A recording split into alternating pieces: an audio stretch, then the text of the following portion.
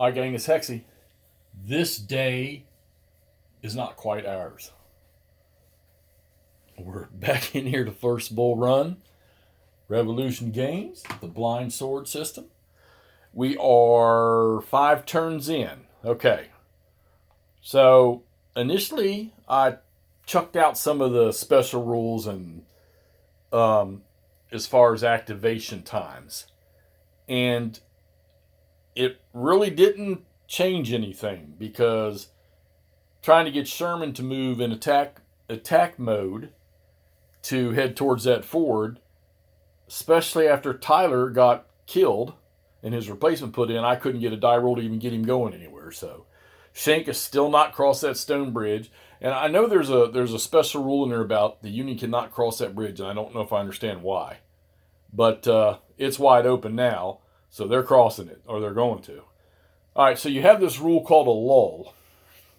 And I was thinking about it when the Confederacy can implement that thing at the 1100 or 11 o'clock game turn, which I'm on that turn now. I'm doing that, so I'm actually starting the 5th turn.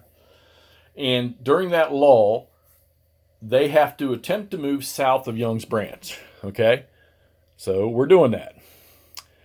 The Union forces during that lull have to move north of it. Okay, so these guys, when they get their chit draw, they're gonna end up moving back. Jackson's rolling in to the. He's going to get into this defensive perimeter with them. I did take the victory points for Cook's 3 regiments moving away from Lewis Ford down there. And I called the lull because I said, you know what? This gives the Confederacy a chance to get into a position to put up a good fight.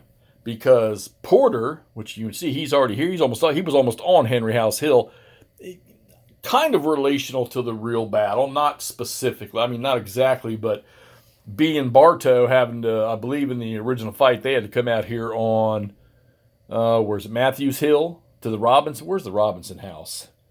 It's somewhere around here, or the Matthews Hill, or whatever it is.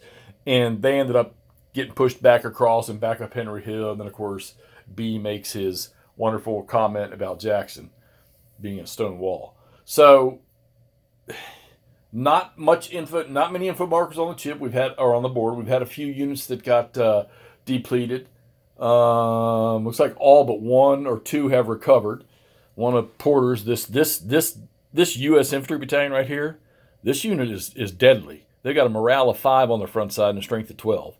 And then one of Shank's units over there, regiments over there, he got chased off by fire. Burnside is rolling down this pike. May not need him to go this way anymore because once Sherman and Shank, they're going to be able to cross. So it looks to me like the fight is fixing to happen where it pretty much did, just below Henry House Hill.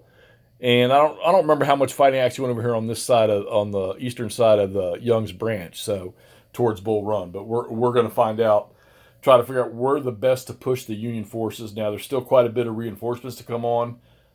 There's a streak of two turns where the Union pretty much gets the rest of everything they own that comes onto the battlefield.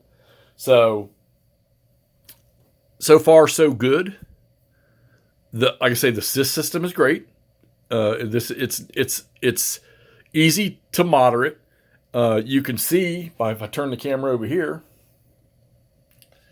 there's your informational counters for this game. There's no strength marker numbers. There's no routed trips. There's no pinned markers. None of that stuff. You got a low ammo marker, which I believe this only applies to a certain artillery event in this game. Haven't used the skirmish order. You've got the Ford Discovery, which I don't think I need that anymore. Maybe one more turn. All right. It's not going to matter because there's nobody up there to stop Sherman now anyhow, so he can just wander around the stream up there, or he can just go down and cross over the stone bridge. So Sherman's still sitting here where he started. Shank is still on the other side of the bridge there. And then as soon as he finds that ford, Keyes is the 3rd Brigade from Tyler's division. It gets activated. All right. So, yeah. So it looks like the fight's fixing to get started here on Henry House Hill. Haven't been down to the battlefield in a long, long time, but I know that the county and the city of Manassas down there, they've really... I mean, a lot of the battlefield, from what I understand, has been swallowed up by either the county or the municipality. So, but you know, the major things are still there. You still got this whole area here. You still got some of the unfinished railroad up there. You can walk a lot of that. The old burned down house on Chin Ridge is still there from what I remember last time I was there. So still a good place to go visit if you get down this way. You get down in Northern Virginia, go down there and see it.